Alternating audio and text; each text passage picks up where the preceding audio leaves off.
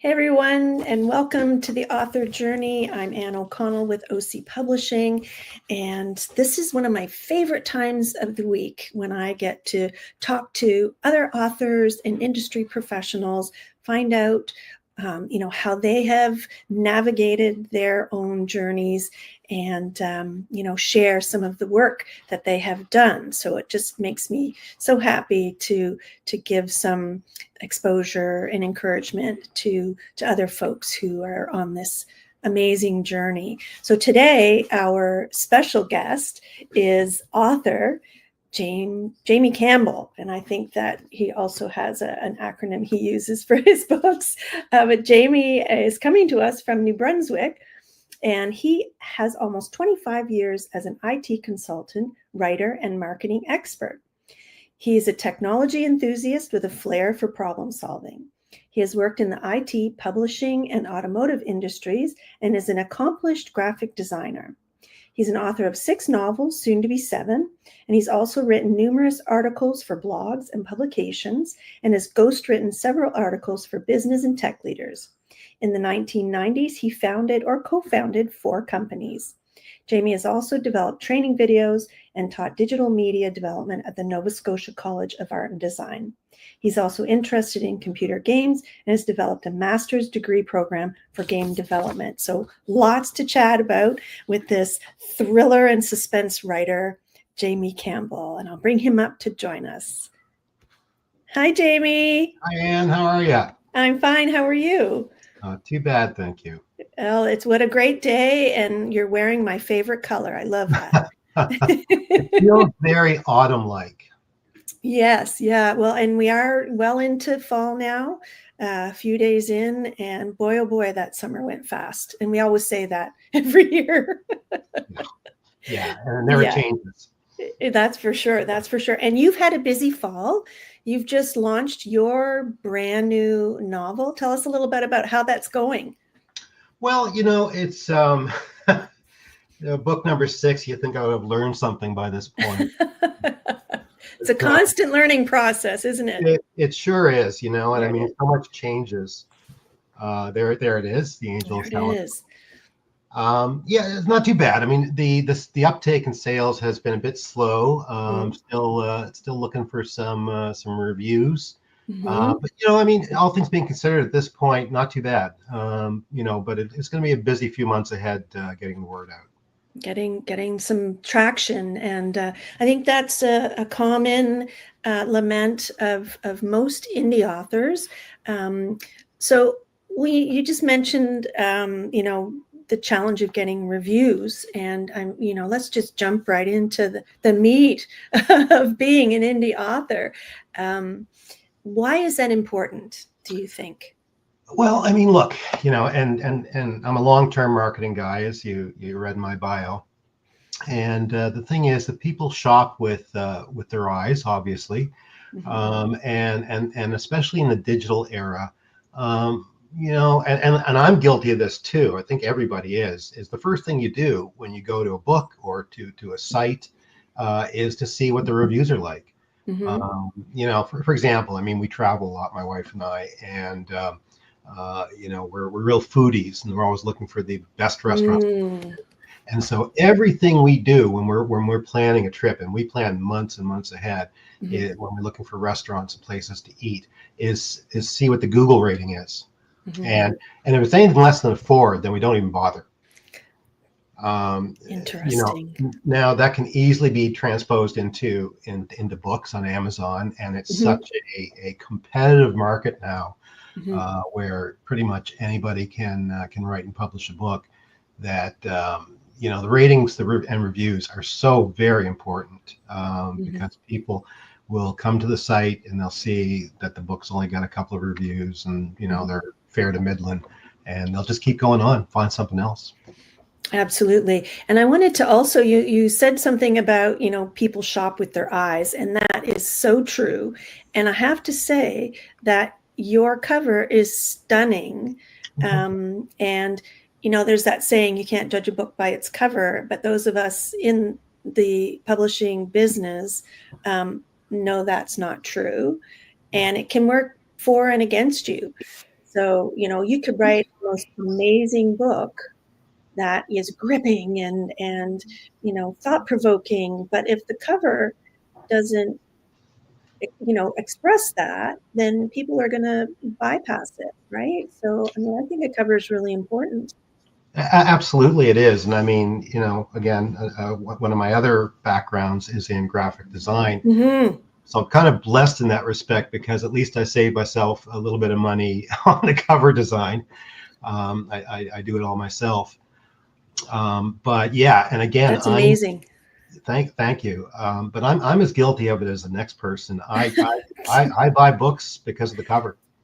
Absolutely. And Yeah.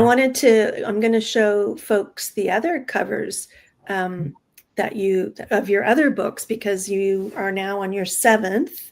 And we'll delve a little bit into your genre as well, which is, it's spine-tingling and a little creepy, but I think these covers are just so, they really draw you in. And one of my questions was going to be, do you design your own covers? So, have you designed all of these? Yes, I have, Okay. and thank you. And by the way, spine tingling and creepy is the way that a lot of people like to refer to me or to describe me. So, But as a person, you're so different. You're so lovely and calm, and I that's also have a also sense of humor too. one of my favorite things is, meeting an author who writes like really dark stuff, or, maybe even erotica, and finding out, they're, just kind of a happy-go-lucky every day. So, still waters run deep. Listen, the king of horror, Stephen King. I mean, Right. he's the most normal-looking guy, and if you've ever heard him speak, I mean, he's quite engaging Yeah. and pretty normal. I mean, although by his own admission, I mean, you wouldn't want to get inside his head. Right. Exactly. And Yeah. his book on writing, just to digress a little bit, is brilliant. Yeah, I love it. Yeah. I read it a few years back, and Mm-hmm. it just really, and it's interesting because I knew ahead of time that it wasn't a how-to guide, Oh, and absolutely. he prefaces the book by saying that half of Mm-hmm. it is about his experiences that made him a writer, and then Yeah. and then he does get into some of the mechanics of writing later on, but Mm-hmm. that's the brilliance of the man is he doesn't pretend to, like, didn't say I'm going to set out to write a book about how Mm-hmm. you write a Stephen King book. It was just sharing his experiences. Right. We can all aspire. It's like my very first novel, not my first book, but my first novel basically came totally unexpectedly, as the result of a night sweat that turned into a murder mystery. So, because as women of a certain age, there are times like during that time that you just might want to kill someone. Yeah, I think I know a few of those. Yeah.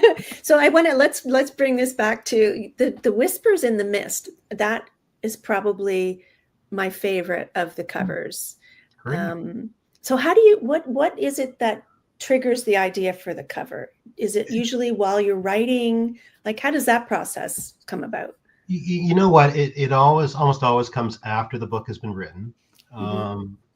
And I mean, part of it is in my lizard brain, what sort of thinking about what the themes of the book were, understanding the genre of the book, Mm-hmm. and trying to synthesize those things into something on a screen. And I'll often go through multiple variations and versions before I come up with a cover that I'm happy with.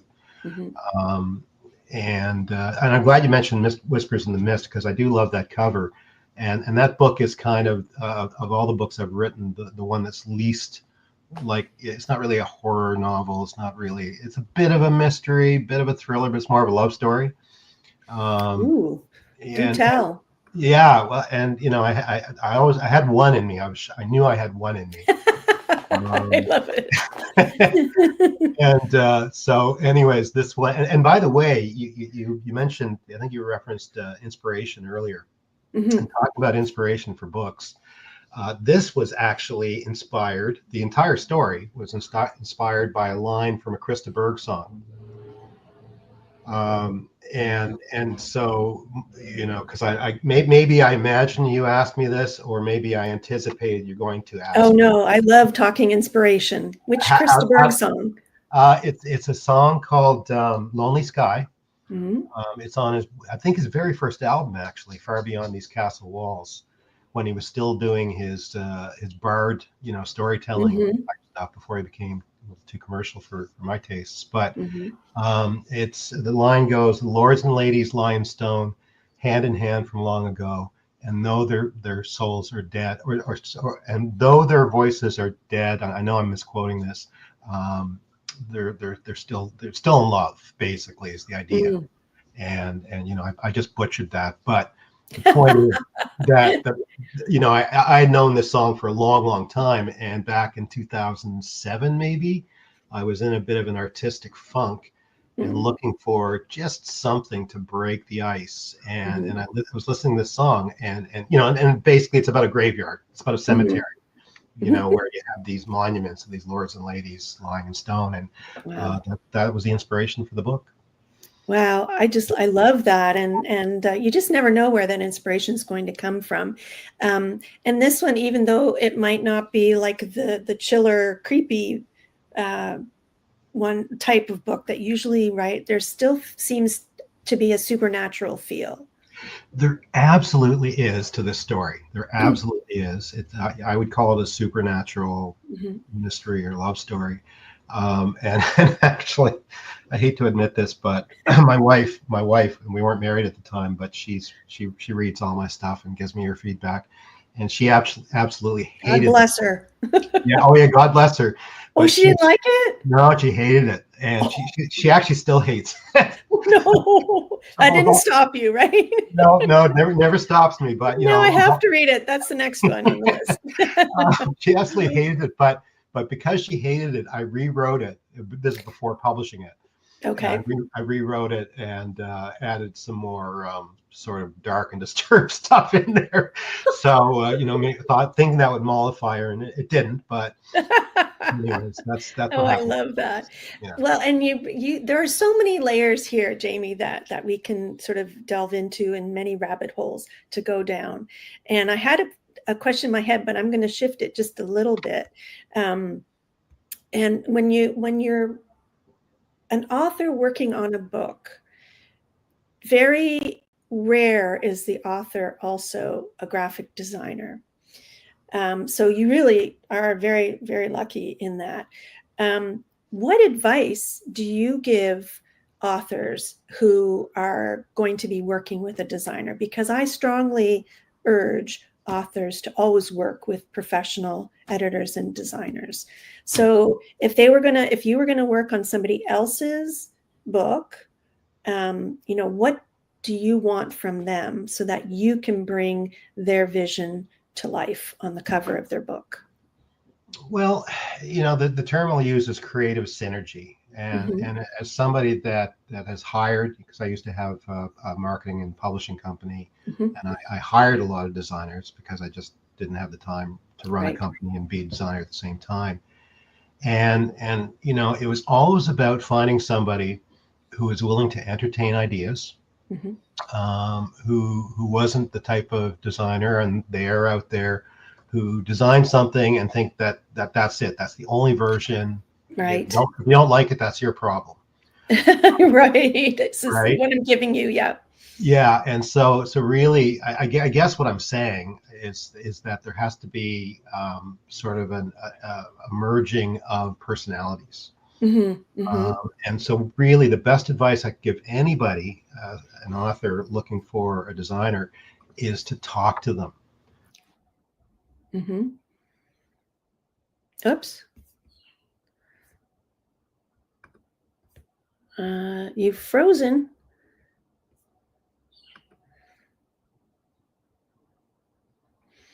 I think we may have.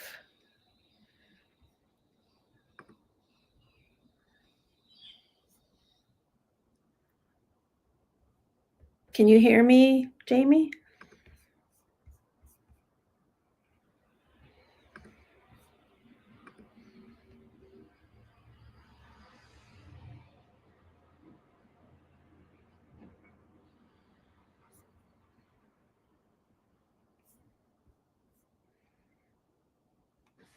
Not sure what's happened with Jamie's recording, but he'll probably rejoin us in a moment. So while we're waiting for Jamie to come back, I wanted to share with you that he has been interested in, and he and I have been brainstorming along with another fellow author, Bruce Bishop, creating an indie author community. So be a platform for other indie authors to gather on Icarus Press. It would be an Icarus community supporting indie authors. And I did share with you Jamie's website, and we will have a look at that website in a minute when I'll bring Jamie back with me here. Hey, Jamie. Hi. That unfortunate break in the action is brought to you by the good people at Microsoft Corporation. Oh boy. Well, do you know what? Never fear. I started sharing about our discussions and brainstorming about an indie author community that we've kind of started looking at, and that it will be on Icarus Press, and of course supported by OC Publishing, but inviting other indie authors to collaborate. So that's sort of in the works, and more to come. So possibly, maybe at this point, Jane, would you like to read an excerpt from your new book? Not really, but I will. Okay. People love hearing authors read from their own books. Yeah, I know, and some authors love it, but I'm not one of those authors. But that's not true, actually. Before I start, what I find is finding the right passage to read. Yes. Is what I don't like. Yeah. Because I'm not one of those writers who writes a couple of paragraphs that sort of encompass the entire theme of the book. And so of course I did find several here that let's see if I can find the right one. That might work. Yeah, I know where it is. Okay. Well, take it away. Now I'm just going to set this up by saying that in this book, my main character's name is Gabe, and he's circling the drain. He's sort of at the end of his rope, and he meets this woman who shows up in this town of Sallow Cove mysteriously. She doesn't know who she is or what her name is, so he gives her the name Grace.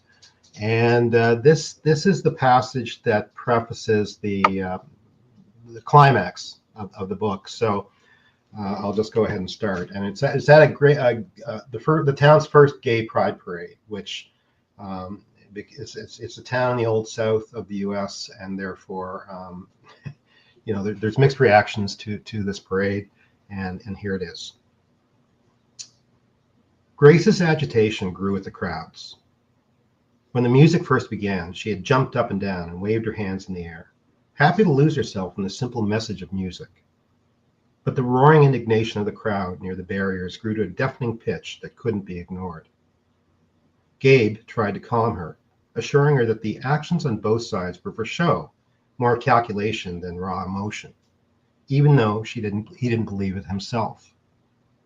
Grace tried to focus on the stage, and the tension became so feverish at one point that the band stopped playing and the lead singer pleaded with the crowd for peace and harmony.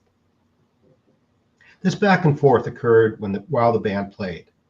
Both sides, it seemed, were happy to make this event about anger, and Gabe wondered if there was any hope for humanity if it couldn't put down its weapons long enough to enjoy a day designated for a better message.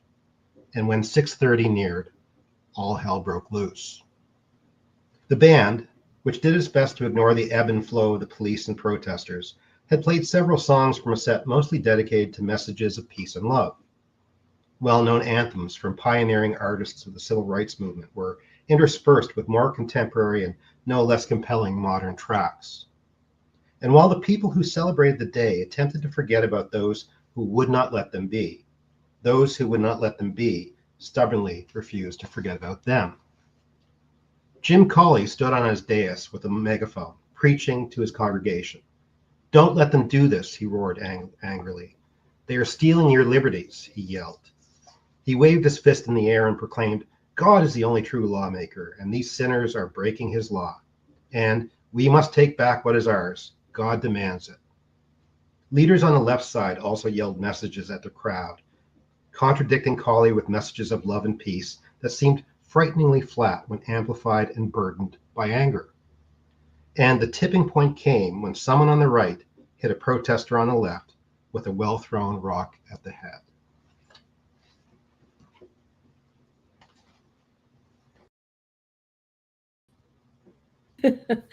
Wow, that's intense.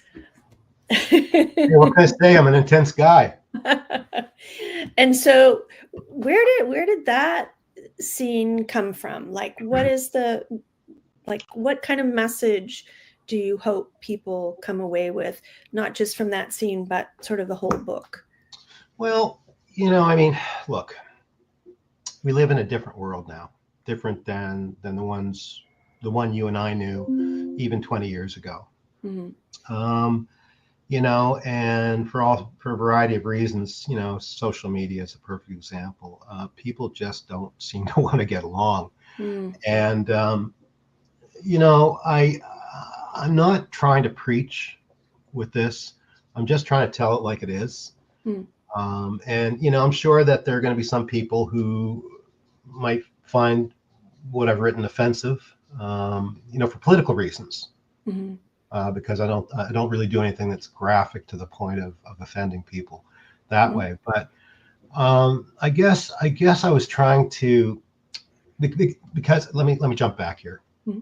I came up with the idea for the story when I was in Savannah, Georgia in 2011. Mm-hmm. And we went to my wife and I went to this historic cemetery there. I've never seen anything like it. It's a very famous cemetery where they have these most incredible monuments that I've ever seen. And being a writer who, I love to write horror and mystery and things like that, I've always been. You're drawn to cemeteries. Yeah, absolutely. But one monument in particular caught my eye, and it was a life-sized marble statue of a 9-year-old or an 8-year-old girl rather who died in the late 1800s, pneumonia. She was from Savannah, mm-hmm. and there's a famous statue now. People flock from everywhere to see it, to the point where they actually had to put an wrought iron fence around it to keep people from trampling on the gravesite. Oh. Which is sad, and that sort of factored into my inspiration for my story. Mm-hmm. So the idea was something of an angel, which is this ethereal, sort of supernatural, ultimate if you're a religious person. I'm not, but if you're a religious person, sort of way of thinking about purity and good. Mm-hmm. But unfortunately, in this world, we have angels, and then we have people who aren't. Mm. And I guess, again, I'm trying not to preach here, but just to say that I saw this as being a topical thing to happen in a southern U.S. town in the 2000s. Mm-hmm. Yeah, and I like the message of tolerance and peace and love.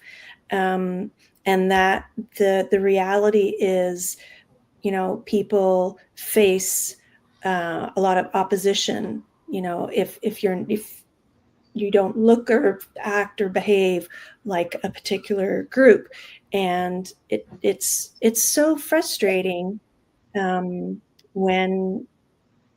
we realize that times the more times change, the more they don't. Well, anyway, I'm going to get off that soapbox and just, reinforce the message that, you get back what you put forward. So, peace and love should be the message. I'm going to, promote that. But you can promote that in a scary, spine-tingling, creepy book too. So yeah, again, just referring to the master, Stephen King. He mm-hmm. he takes everyday situations and turns them into the scariest things. Mm-hmm. And really, that's the point of horror. Absolutely. Like the supernatural is scary, sure, and I like to use it, as a mechanism in some of my books. But really, it's all about the things that everyday people can relate to. Mm-hmm. So. And it's funny because I'm not, a horror reader, and those things give me nightmares. But I do know what any genre that people are drawn to, it's to give them an escape. You know what I mean? And, and to be drawn into a world, and, any book or literature, even, literary fiction or whatever, people read it because they want to escape and they want to feel emotions. So, I mean, if Yeah. that's what is triggered, then you've done your job, right? And before we run out, there was another sort of little rabbit hole that my head went down, my mind went down when I was, learning about you and reading your bio and so on. Your background in digital media and programming, computer games and things like that. Those are very like sort of linear yet creative, um, you know, procedures or past skills. How do those overlap with the creativity that you bring to being an author? Well, I mean, there's certainly the technical aspect in the sense of being able to sort of map things out like I would Mm-hmm. flowchart program.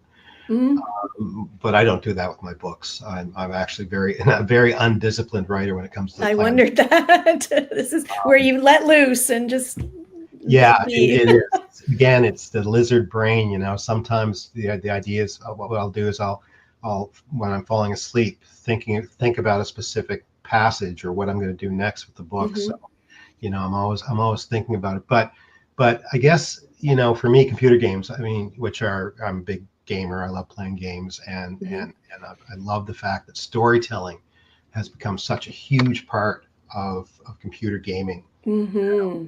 Back in the days of Pac-Man and Space And Invaders. I was Galaga. playing Galactic. I wasn't a kid.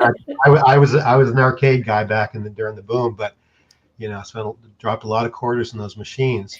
But it really, there wasn't much storytelling. It was all about the Right. action, and now we've gone full circle or gone completely evolved, I guess, to a time when you can tell stories. And so sometimes I'm playing a computer game and I'm Mm-hmm. thinking about how they're telling a story, and how Ah. I might be able to leverage the approach, not Mm-hmm. steal ideas, but Mm-hmm. leverage the approach or the way that something is done. And it's very cinematic, and I've always Mm-hmm. been, I like to think I'm a cinematic writer, Mm-hmm. where I'm constantly setting things up so that you could imagine it being a movie. I guess that's the way I think of it.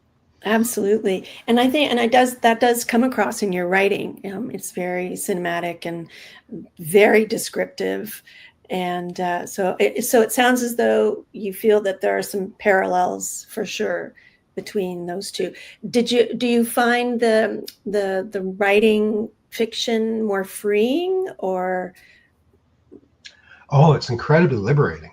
Mm, Uh, yeah, I mean, and as somebody who's written a lot of articles mm-hmm, and published magazines, mm-hmm, I did a lot of business writing, and I still do to a certain extent. But the liberation of fiction is, I just can't express it. I'm like a shark. If I stop writing, if I stop swimming, I die. uh-huh, Right, and that's how I feel. I've always got to be writing, and I'm not constantly writing, but if I'm not actually sitting down writing a passage, I'm at least thinking about it. right. And that's half the fun, because you live in your mind. This as an author, you live Yeah. in your mind and you live out these scenarios, and you think, Yeah. how can I make this interesting? And gee, what Mm-hmm, if the person does this? mm-hmm, Would that be a shocker? And things like that. So yeah. How can I throw up another roadblock? How can I ruin my main character's life again? Oh, I know. I write most of my books in my head before I even put my fingers to the keyboard. And like I spent almost 20 years in PR. So, wrote everything from press releases and features to corporate bios and all of that, scripts and things like that. So I get great pleasure at just letting the imagination go, even though, in PR, it's all about storytelling. Um, but I like making up the stories, and you really shouldn't do that if you're representing a CEO or a I company. prefer shaping the story. Shaping the story. Yes, Yeah. yes, absolutely. And do you have any last words of advice as such a prolific writer to new authors out there um, who might be having a tough time getting the process going? Yeah. And it's funny because I have multifaceted literary tastes, but Hemingway was one of my favorites. And I just came across this quote the other day, and it's a famous quote. It goes around all the time, but he basically said, "Just write one true sentence. Mm. Just write one true sentence." And the idea was that, because it's like we get caught up in thinking, being intimidated by something like a Hmm. 100,000 word novel. Well, don't worry about the 100,000 words. They'll take care of themselves if you just take care of the one sentence. Yeah. And that's Hemingway. And then from my own point of view, I would say, don't be too hard on yourself. It's easy to get down. It's easy to think that you're a fraud. I mean, we all go through it. Don't let the noise from the outside, especially people close to you. Sometimes you'll Hmm. find surprising, at least my experience, surprisingly enough, is that sometimes there's noise from my circle that I find impedes, frustrates, um, sort of. I don't want to use the word negativity, but maybe apathy, is Yeah. a way of looking at it. Just don't listen to the noise. Just be yourself and write. Yeah, absolutely. Really good advice. And surround yourself with positivity and meet other indie authors to encourage you. And I love your advice. I always say, don't worry about the word count. Yes, most novels are between 60 and 80 or 90,000. The 100,000 word novels are a little more epic, and challenging. But as a first time writer, don't make that your goal. And don't worry about the word count. Just write your story, get it down. And when you type the end, then have a look at the word count and see where you go from there and what you do with the next draft. So, such wonderful advice, Jamie, from a prolific writer and a thriller and chiller author. I want to just make sure everyone sees this again. If you want to learn more about Jamie and his work and what's going on at Icarus Press, and stay in touch to learn more about the indie author community that we're kind of bouncing around, then visit Icarus Press. Or of course, you can contact either one of us, because here are two authors that are more than happy to help buoy you up. So thanks again for joining me, Jamie. It's been an absolute pleasure. And likewise, look, anytime you want to do this again, count me in. You're on. I'm going to be writing that down. Thanks a lot. Thanks. And thank you all for joining us on the author journey today. I'm Ann O'Connell with OC Publishing, and we'll say bye for now, and we'll see you next time on the author journey.